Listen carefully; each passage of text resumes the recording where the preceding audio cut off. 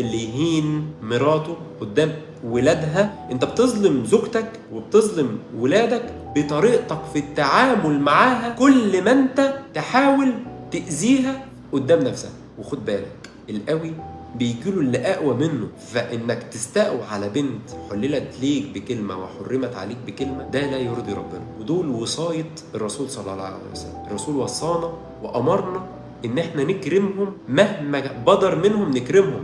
فاذا ربنا من عليك بنعمه الزوجه والبنت، فربنا استأمنك على امانتين، ما تكون قد الامانه وتكون كريم زي ما الرسول امر. وما تستهونش بانك تكسر نفس واحده ست، ما تستهونش انك تعيب في واحده ست.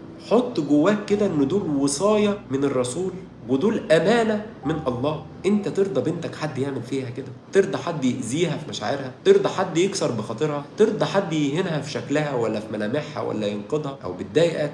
انصحها واصبر على صلاحها، ربنا هيجازيك الخير كله. لكن ما تكونش ظالم لواحده ست، وما تكونش مؤذي لبنتك.